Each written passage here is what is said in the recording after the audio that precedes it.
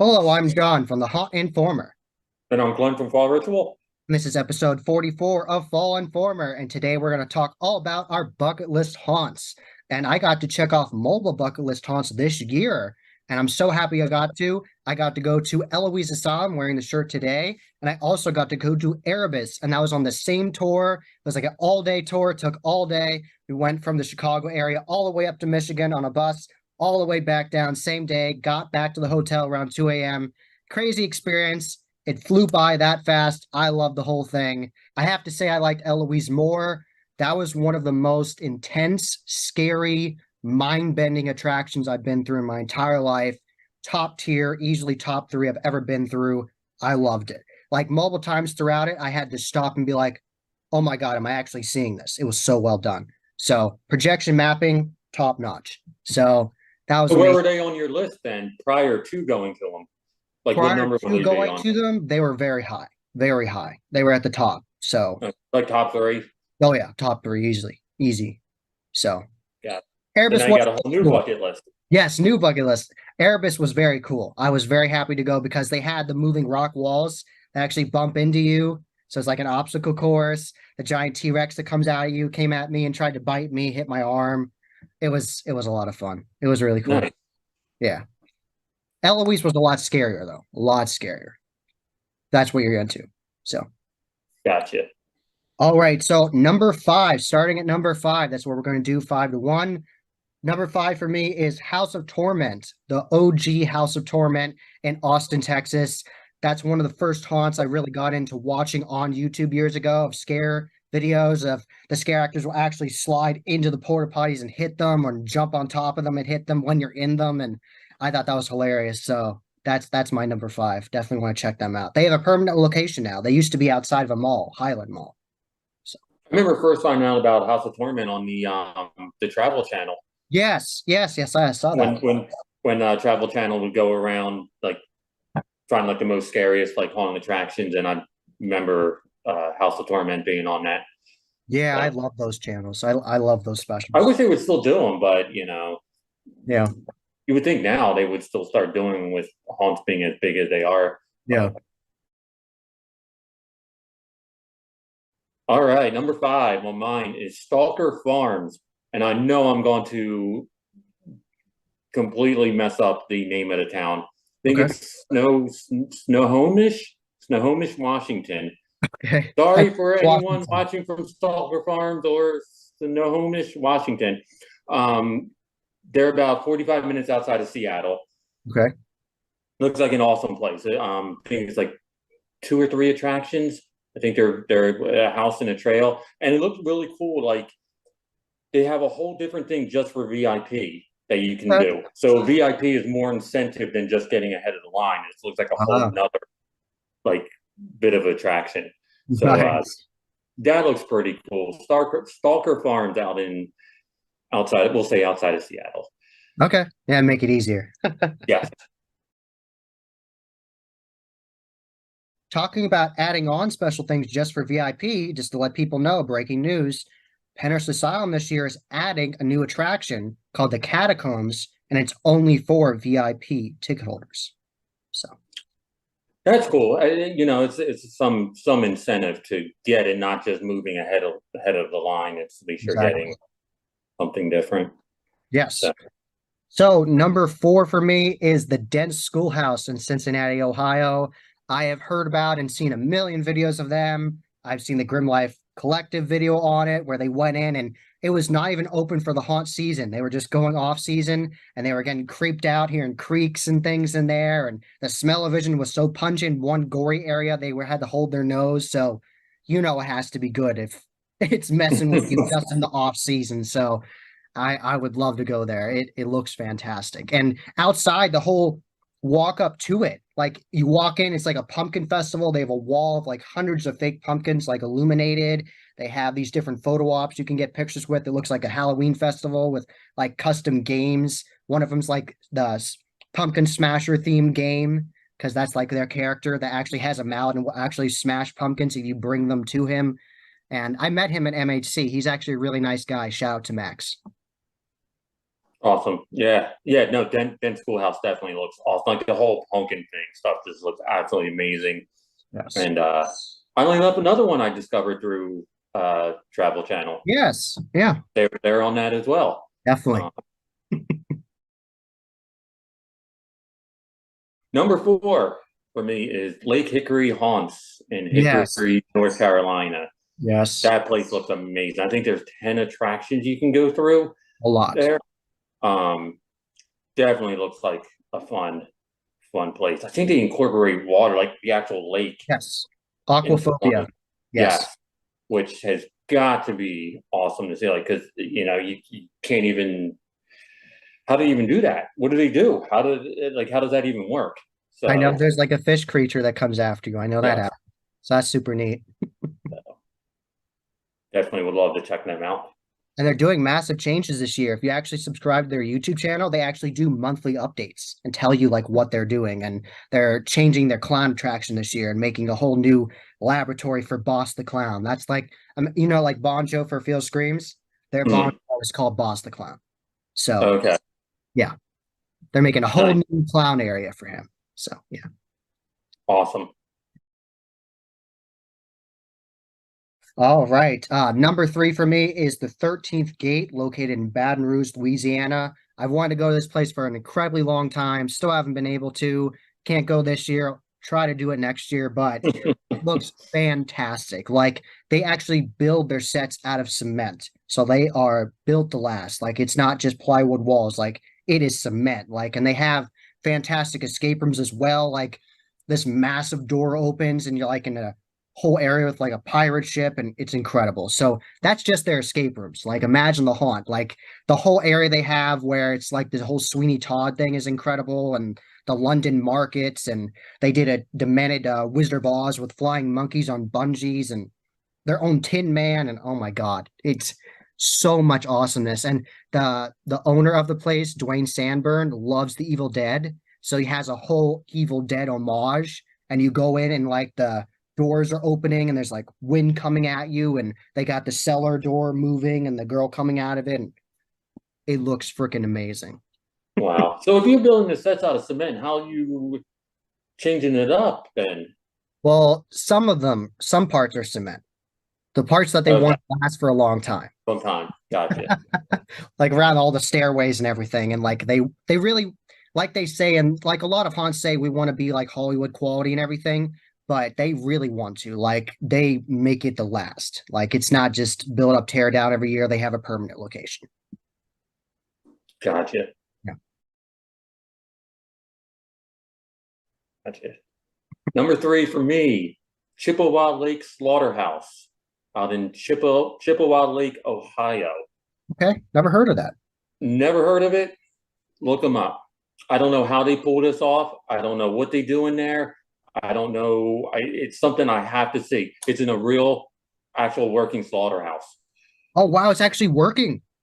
Yes, it's Wow. actually still a run slaughterhouse that they have a haunt. I don't know how they do it. I don't know how That's that's incredible because they could have like the actual conveyor belts and everything. That'd be yes, incredible. but I Wow. don't know how that's even. I want to see it so bad just to see like how you can pull this off with it being like up the code and if you're actual slaughter, how do you have people going through it? I don't know. It looks incredible. Watch some of their video. Watch their trailers. Their trailers Oh look yeah. like a trailer for like a horror movie. Really, like, does it give it like Texas Chainsaw vibes? Yes, 100%. Yes, That's awesome. I would love to go there yes. now. Just Chippewa Lake thinking about it, I Slaughterhouse. want to look into it. Yes, and their logo is awesome. It's like this like pig like cutting himself, and it looks Oh, like really? yeah, it's awesome. So, number two for me would be the Netherworld Haunted House. Everyone knows Ben Armstrong and his crew. They're fantastic. I've taken mobile classes from Ben, talked to him in person. Very nice guy, incredibly smart, been around forever, knows how to make an effective, scary, but fun sci-fi Cthulhu, all that like Lovecraftian stuff. He loves that. So it's like completely everywhere. And something I saw there is that they have a room where there's like mirrors next to you, but it's like a bridge, a bendy bridge that'll move. So it makes it look like it's endless. but you're like moving. Like it looked really cool. Like I would love to experience that. And they have Hmm. moving floors, they have effects above you. They make a lot of their own puppets in-house.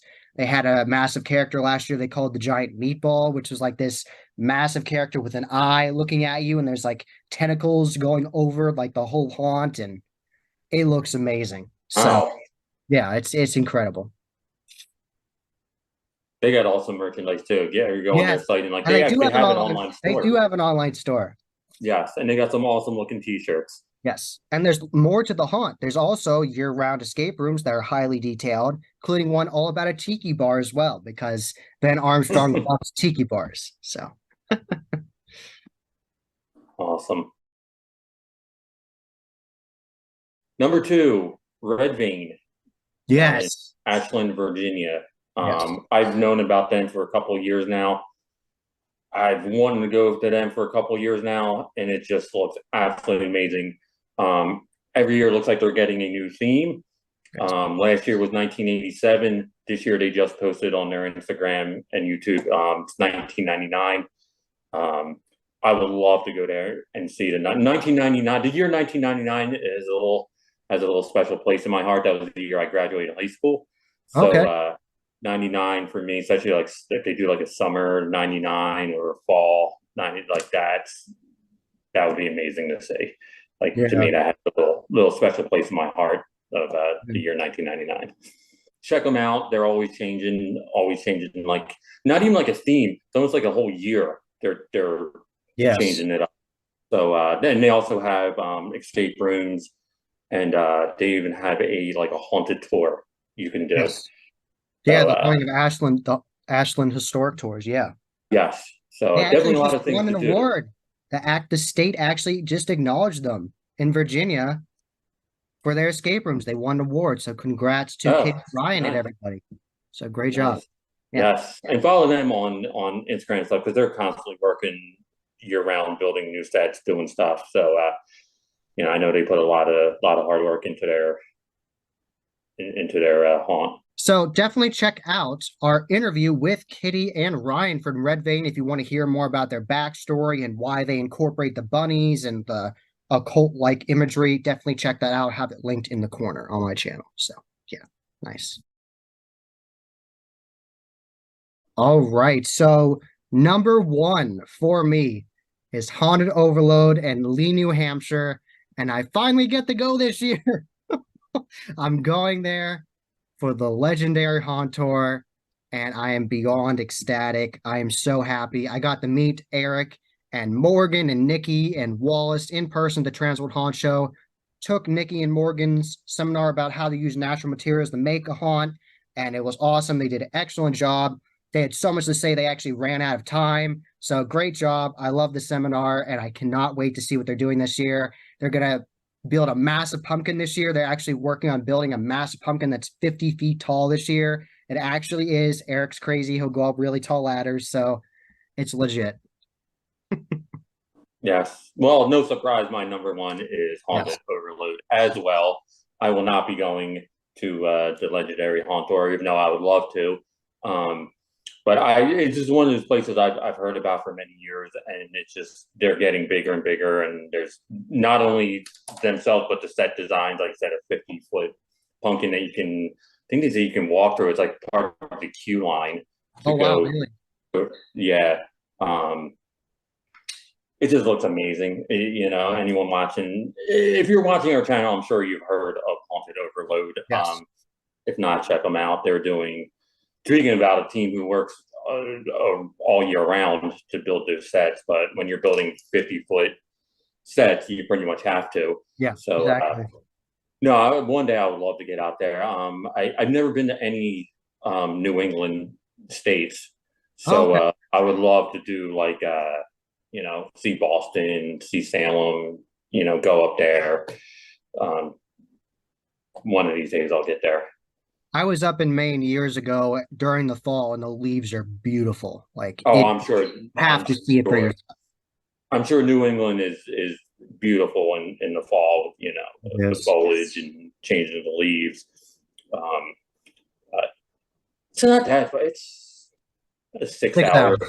Yeah, it's Yeah. about a 6 hour ride from where I am. So not horrible, not horrible.